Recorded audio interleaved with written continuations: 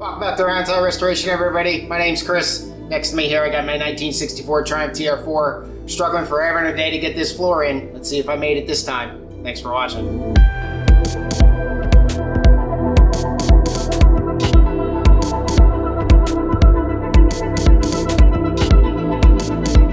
Gonna be getting some paint down. Before I do that, you'll notice here that some of these holes look doubled up. What I didn't consider when I was using the punch is that I've got to bend the flange over 90 degrees and the punch throat isn't deep enough to get the hole high enough that I'll actually be able to weld it. So I went back through with the drill bit, found the old spot weld points and kind of re-drilled right through them. It actually was easier even than using the punch. I'll lesson learned for the other side next time. But now I'm going to go through. You can see this, the rust converter kind of left a black residue, and that's normal. That's the rust being converted and turned into whatever the heck, I don't remember what it turns it into. So just a scuff pad here to get the heavy black stuff off, just to kind of clean the surfaces up, and then come back through with the OSFO, reactivate and clean it up for good in preparation for getting some epoxy down on my weld spots. All this area is all cleaned up. Lower portion of the camera there, you can see the fan going. I'm just trying to dry everything out. A little extra, but it's all scuffed up and ready to apply paint to. And then what I'm going to do right now, got the floor over here, and I've already cleaned it up, scuffed it up, wax and grease removed it and all that kind of stuff. I still have to wax and grease remove the other stuff. And just on the heavy spots where I welded the brackets in, I'm going to go ahead and cover that with some epoxy primer. I'm not too worried about this. I'm going to be able to have access to all this stuff, so I'll be able to touch up and paint and everything when I actually go through for that portion of the car. So the places that I'm leaving bare, I'm not really worried about. But because I'm going to bolt this thing down and in and out and all that kind of stuff, I just like to get this stuff in epoxy now, so provide a little bit of protection at least. So I'm just going to go ahead and use paintbrush like I have been. I got the epoxy mixed up right there, and get 2 coats down, 30 minutes in between coats. So you can see this black line here. On the back side of this, I got some pretty heavy duty pits where the water would have sat on the union between the inner sill and this piece here. And it looks pretty good everywhere else. It's just right in here especially, it's really bad. So I'm just going to go ahead and cut out that whole piece. I got a piece of scrap metal that's almost the perfect size, so I got lucky with that one. Looking at the other side, I'm going to have the same kind of problem, but I'll obviously just make it a square here, so pretty easy cut, pretty easy weld. But everything's prepped and cleaned up. I'll get this welded in first so that I can paint over it, and then put my holes in it once I'm good. I'll weld this one all the way in since I've got to put holes in it. But then we'll move along with getting more paint. About ready to get the second coat on the floor over there. The alarm will go off on me here any second probably.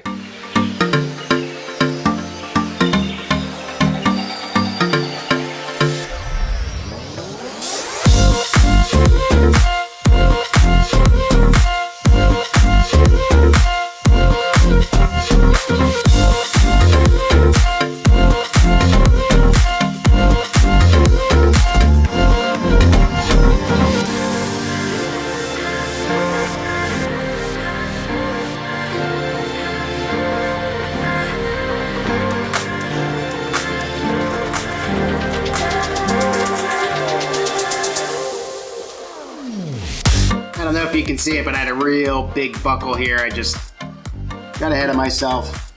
Too much heat, so I'm gonna just take the cutting wheel and just cut right into the weld. See if I can't relieve that a little bit, flatten it out, and then re-tack it. And then I'll punch some holes for the spot welds. And I'm not gonna worry about the other side for now. I'm just gonna get some paint down. I'm running out of time and I wanna get the paint down. I can come through and weld the other side at a later time. That way, hopefully get this buckle out of here.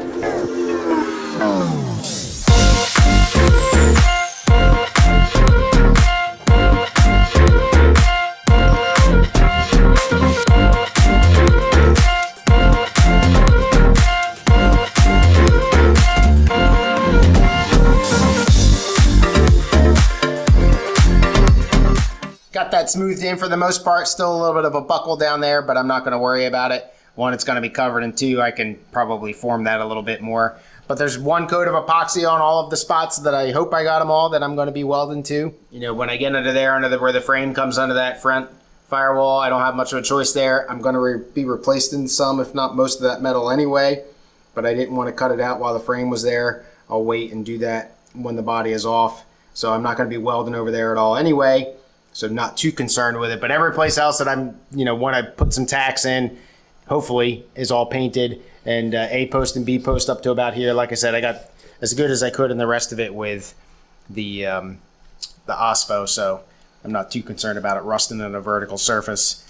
About another 10 minutes, we'll get the second coat on, and that'll do it for the evening for this trip. I am back. The paint is dry. I'm going to go through now all the places where I didn't finish up welds. I'm going to go and finish up welds just to give it the strength so that I can, when I get the body and the flex and all that, I want a little bit more resilience to flexing than what I've got now. So I'll go ahead and finish that up, and then we'll get the floor in, and I think, God forbid, it's only been, a year or so. I think we'll be ready to start welding her in.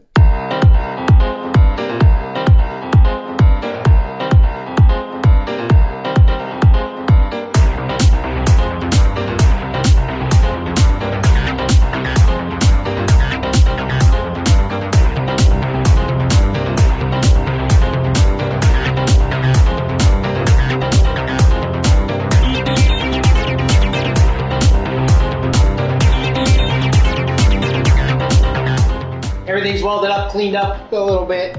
There's really everything's solid now. So I'll get the floor and the inner sill in. If you remember, those kind of have to go in a pair. At least for me, I could never figure out how to get them in separately.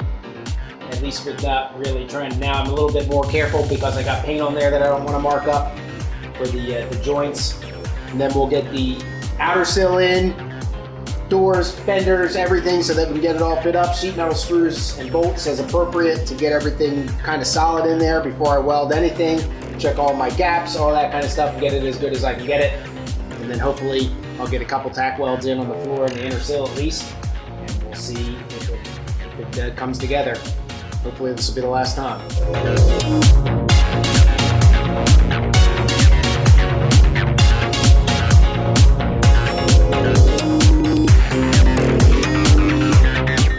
Floor and inner sill are placed. Now to get some adjustments in here.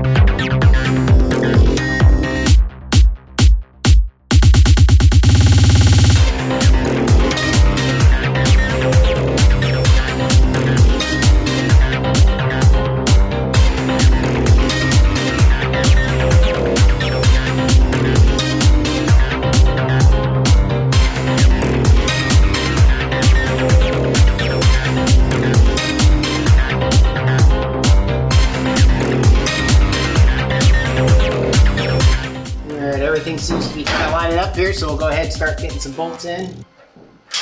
Now I did put those pads in there, the spacer pads in there.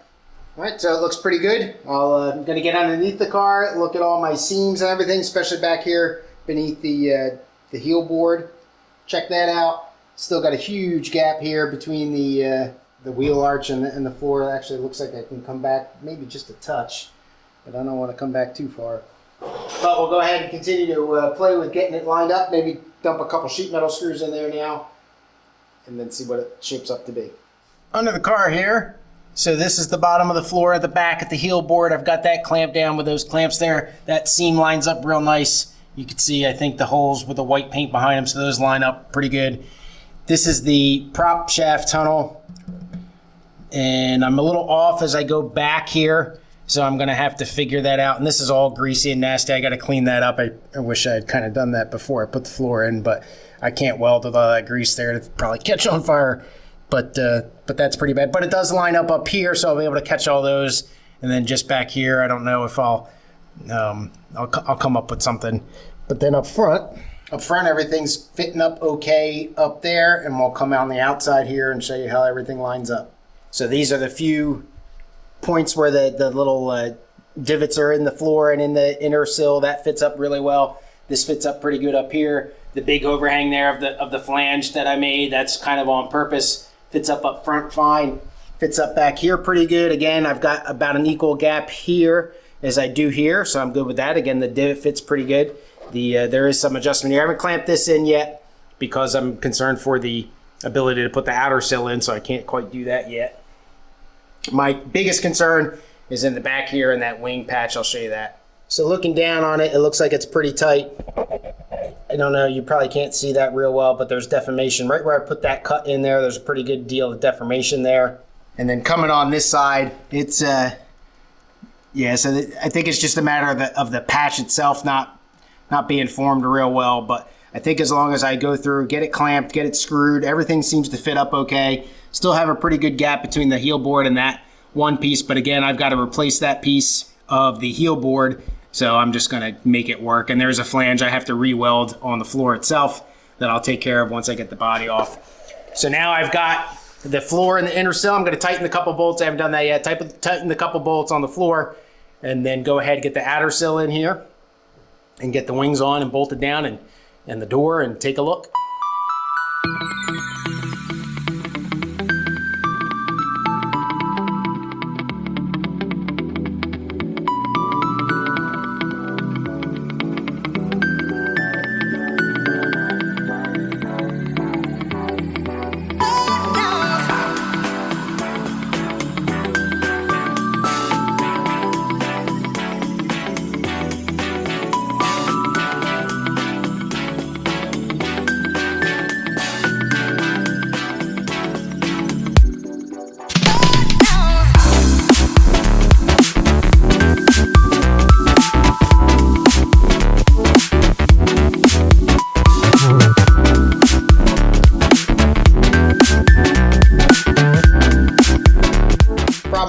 Is that this is not coming in right at the back rear wing here, and essentially what it is, if you can see that line, when you hit the outer sill it drops a little bit. So I can see that from inside the car where it's not, doesn't seem to be coming up into the seam very well, but it's not really giving me any wiggle room. So I'll take the rear wing back off, probably take the front wing back off so that I can get at stuff. I think I should be okay to leave the door. We'll play with it and see if I can get this to land up a little bit more. There's also quite a bit of difference in depth between where this flange is on the outer sill and the flanges on the floor. And that's actually one thing I forgot to punch holes in the bottom of the flange for the outer sill. But right now, no matter where I put the holes, the floor is not even connected with the sill. So the thing's got to spring quite a bit, and also it just needs to come up. So I got to look into this and see. I've got some interference here. Anyway, I'll take this stuff back apart, show you a little closer, see if I can figure out where it's hanging up, if it is, or if it's just a bad fit. So you can see the difference in height here that I've got. Now I did screw this in at some point. There's a little hole right there. So I know that at some point this actually fit better than it is right now. It seems to be running into the thing here, and also this flange back here. So I'm just gonna take it down, play with it. As it goes forward, it starts to fit flush, where at the front, as good as you can see that, it's almost perfectly flush. So I think this will help quite a bit. I mean, that's a solid 1/4 inch there of a gap right there to the difference. We'll keep playing with it, see if I can get this in, figure out what's hanging up in there. Thankfully, it's the outer sill, not the inner sill. I think, on a side note, I think I could probably go ahead and put the floor in. So what I'm going to do instead of weld, and what I'm going to do is I'm going to get a couple in the front, see if I can get a sheet metal screw into the prop tunnel. I'm not sure that I'm going to be able to, if I've got enough room in there to drill and all that, but I'm going to go ahead and put a couple sheet metal screws in the wing, put a couple sheet metal screws in the floors, in the back, and the front flanges, and like I said, into the prop shaft tunnel, and see if I can get that fit up and get that to at least set and in there and solid and in preparation for welds. Got sheet metal screws in the wing here, a couple points in the front, couple points in the back. Looking down at the wing, you can see there's still spacing in there, but I think I'll be able to get most of that out with a hammer, and just, like I said, seam sealer is going to be my best friend in there. It's not too bad. I don't have an angled drill bit or drill thing, so that I don't have enough room with the regular drill to get in the prop tunnel without going at an angle, and I don't really want to do that, so I gotta see if I've got something else I can use, but for right now that is not screwed down at all. So I'll step back now, revisit the problem with the outer sill, and see if I can get that thing to fit up any better. Still can't get this outer sill to come in. I don't know what it's what's interfering with it. Other thing I noticed, another thing that I missed on the fit up. I'll show you here real quick. Not at the best angle to show you this, but this right here, this is the sill cap. It kicks in a little bit, quarter of an inch or so, and then goes down. Same thing on the other side, so it's relatively accurate. The problem is I don't know if the inner sill is the thing that kicks in and the floor is where it should be, or if the floor comes this way, or a little bit of both. So the problem is I've got this flange that I welded in locking me down, and I can't move, well, and then all the screws that I put in for the floor. So I can't go that way with the inner sill at all. I can maybe come this way with just the floor. I'm gonna go in and undo all these screws, undo all the bolts, and see if I can get it over this way a little bit. Looking at the bolt holes, the way they line up on the frame to the floor, there's definitely wiggle room. I got no marks on the other side, unfortunately, that allows me to get a reference measurement, because everything's so rusted array around where everything meets up over there that there's no way for me to really tell. But it definitely kicks in a little bit here. So what I'm going to do, I'm going to unscrew everything, take this outer sill down, try not to pull everything out, though I don't know if I'm going to have to because of the B-post fit up not coming in for the inner and outer sills. I might have to pull everything back out. But this is, it's the name of the game. A lot of trial and error, and just when I thought I was getting pretty close to start welding stuff in, I'm getting a little bit too much error. So again, going to stick with it, going to be patient, and do it right. Onto the car here. I know it's really, really blurry, but you can see that gap there, I think. That's the distance between the bottom of the outer sill and the floor. I trust the floor more than I trust the outer sill, so I'm going to say that this outer sill doesn't fit real well. I can push up and try to bow it. Let's see what happens when I do that to the outside.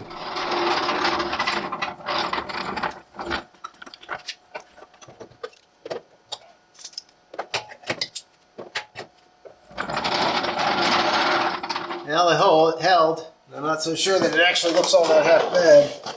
A big dent in it right now. I wonder if I did that. Put a big old dent right there. Probably did that with my knee just then. Yeah, the deal is that the end caps are in there, and they're obviously solid, so they're not going to flex. And I could see the whole curvature thing going down there, so I don't know. But I'm to the point now where I'm starting to get a little frustrated, and I don't want to get ahead of myself and do something I'll regret later. Like put a dent in the sill.